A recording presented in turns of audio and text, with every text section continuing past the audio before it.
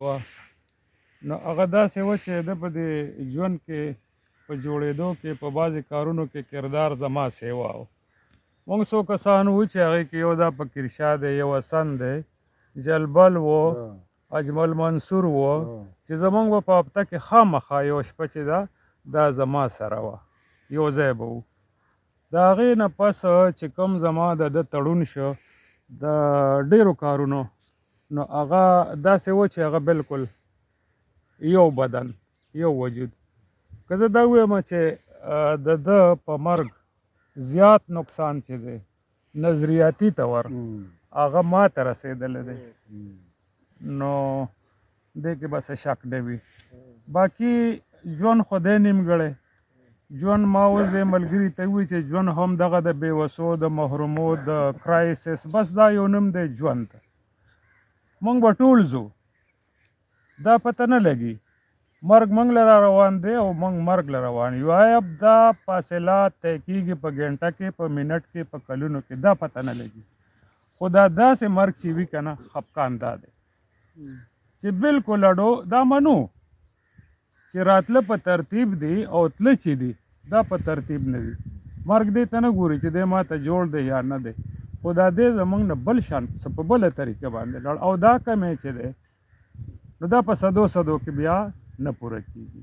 دا تحریک د ده چې کوم و، موږ به ټول وایو چې دا به شړو، دا به شړو، دا به ژوندی ساتو، دا به لګیا یو، خو دا ټولې هسې فضول خبرې دي، ځکه مخکې کردارونه موږ ته ډېر پراته دي.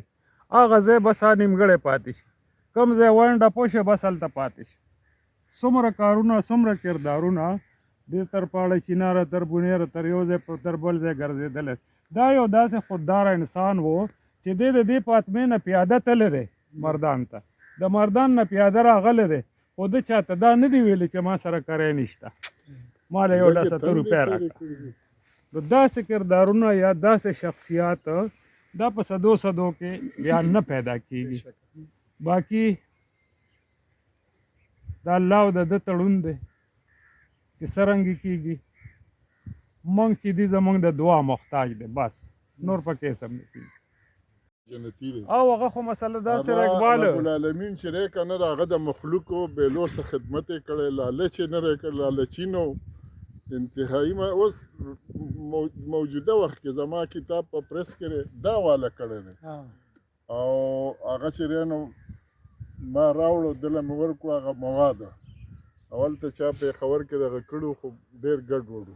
دغه کردار ته هم ما دغه چل هم ورته معقول دی، دته مېړوان دی او دی دته دوباره. شعیب استاد چې څنګه ووایي او څنګه کابینټ خبره وکړه، ډېر په مختصر او جامع الفاظو کې، او افغان صاحب نو سلیم ناشاد د هغې ثبوت دا دی نو کامریډ چې په دغه ورځ زمونږ یو بل مشر هم وفات شوی و، شاعر ادیب، خو په سوشل میډیا باندې ټول چې دی هغه صرف نظریاتي ملګري نه، بیا شاعران ادیبان، او بیا په هغې کې د هر علاقې په ټوله پښتونخوا سلیم ناشاد خور و.